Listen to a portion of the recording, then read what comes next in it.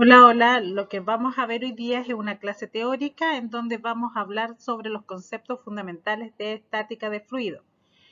Pero antes de ver la ecuación fundamental de la estática de fluido, vamos a ver algunos conceptos como por ejemplo la masa. En primer lugar, la masa nosotros la podemos identificar su valor porque usamos siempre una balanza. En este caso, la que se ve en la figura, una balanza de brazos iguales. Si nosotros colocamos el objeto que queremos medir y lo comparamos con una escala de masas patrones, podemos determinar cuánto es la masa del objeto. La masa va a estar en términos de la densidad volumétrica del objeto y de su volumen. Entonces nosotros podemos definir que la masa partido por el volumen va a ser igual a la densidad del material. Si la masa por unidad de volumen es constante en un material, decimos que es homogéneo. En este caso, las unidades que nosotros más vamos a ocupar es el gramo partido por centímetro cúbico para la densidad o el kilogramo partido por metro cúbico.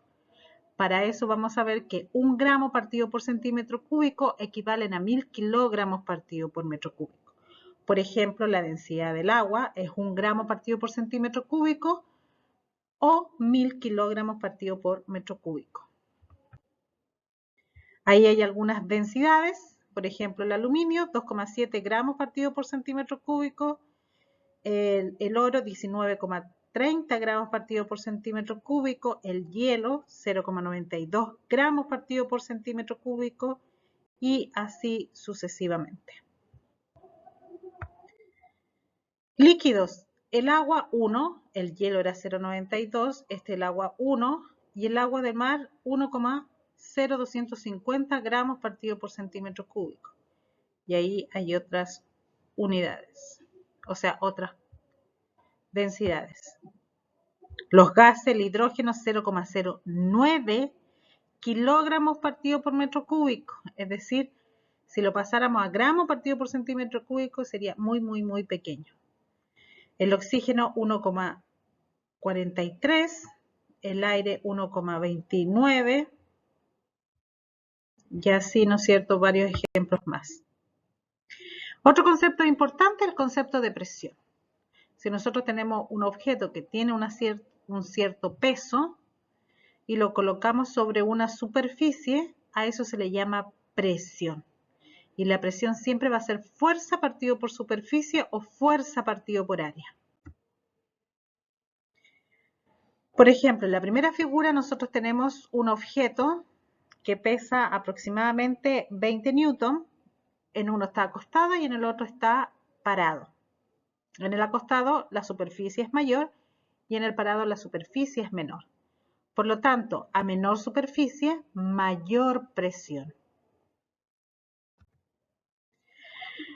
Una de las unidades en el Sistema Internacional de la Presión es el pascal. Y un pascal corresponde a 1 newton partido por metro cuadrado.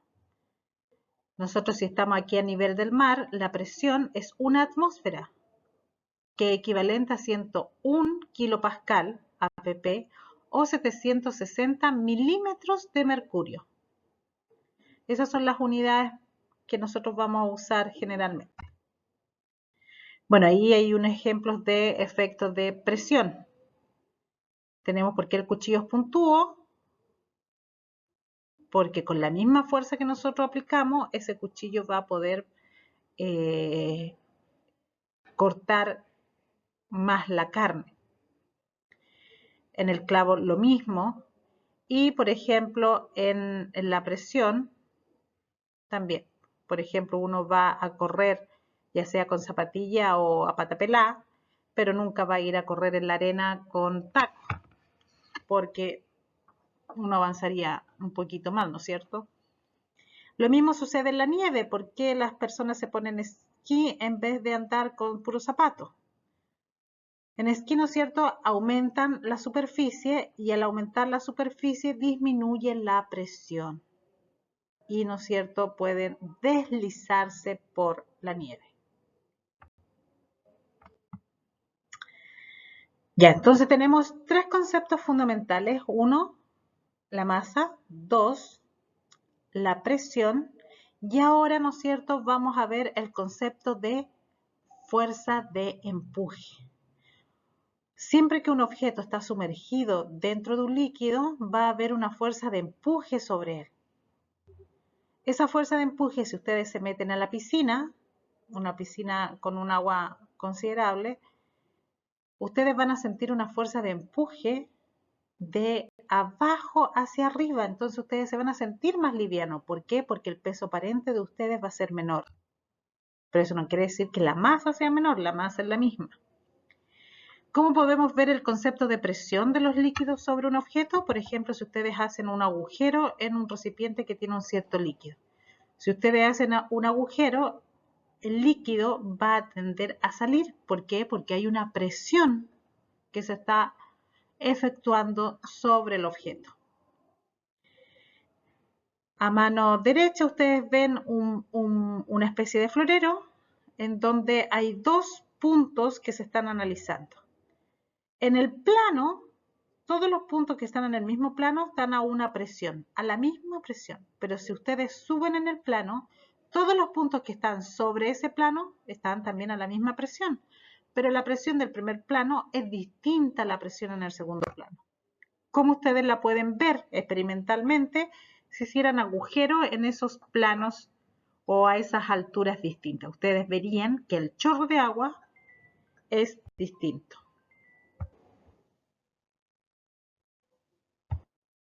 Ya, entonces ahora vamos a encontrar la ecuación principal de los fluidos en reposo. Entonces vamos a seleccionar una cierta cantidad de líquido que está con línea punteada, ¿sí? Esa cantidad de líquido, ¿sí? Y que va a tener una altura h. Esta va a ser una altura h. Esta la vamos a borrar. Y esa también, porque seleccionamos desde arriba, ¿ok? Entonces, este líquido, por el hecho de tener masa, tiene un peso, mg, que apunta obviamente hacia el centro de la Tierra. Este líquido, por estar sobre otro líquido, el líquido de abajo le ejerce una fuerza de empuje. Y por el hecho de estar al aire, tiene una fuerza F0 que se debe a la presión atmosférica o a las capas del aire que están sobre él. Entonces, si este es un fluido en reposo, Newton nos dice que la sumatoria de las fuerzas en el eje Y es igual a 0.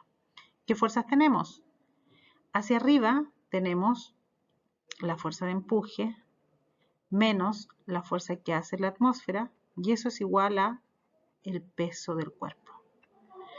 Pero la fuerza de empuje va a ser igual a la presión que hace el líquido de abajo hacia arriba por el área, porque nosotros ya vimos que la presión es fuerza partido por área, menos FO, y FO se debe a la presión atmosférica, que sería PO por A, y eso es igual a la masa del líquido, que sería la densidad del líquido por el volumen por G.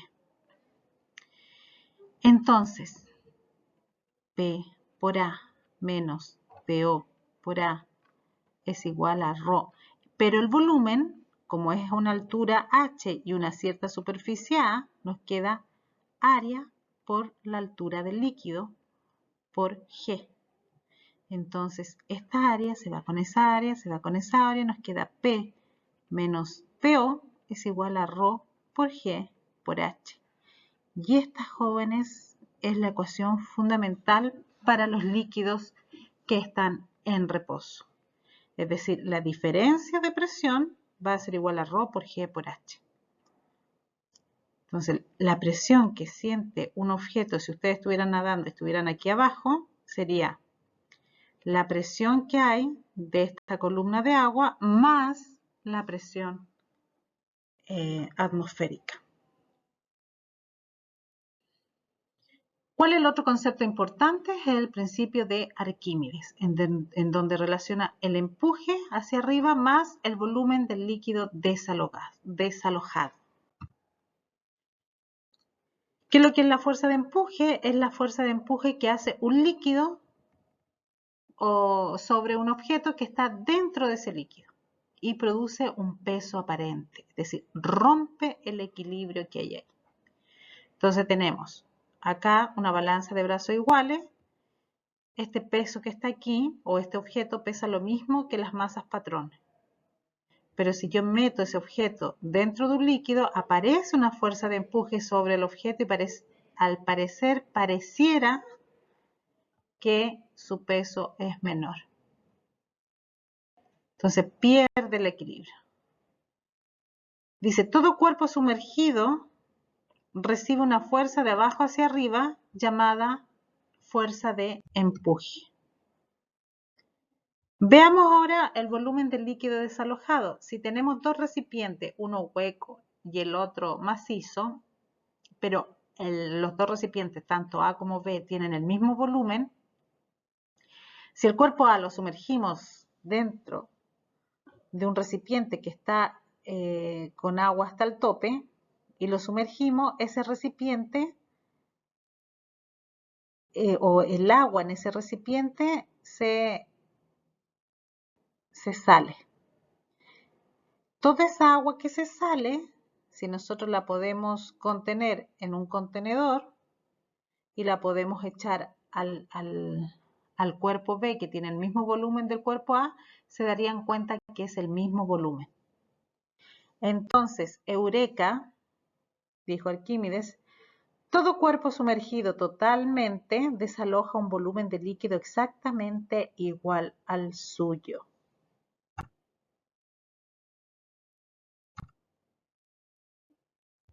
Entonces, el principio de Arquímedes podemos decirlo que todo cuerpo sumergido en un líquido recibe una fuerza de empuje de abajo hacia arriba igual al peso del líquido desalojado. La fuerza de empuje siempre va a ser igual a ρ del líquido por G por el volumen del objeto, ya sea todo el objeto, es decir, sería todo el volumen del objeto o el volumen del líquido desalojado. ¿Qué quiere decir eso? Que si el objeto no se sumerge completamente, el volumen desalojado es proporcional a lo que se sumerge. Entonces ahí hay pesos aparentes. Ahí habla el concepto de flotabilidad.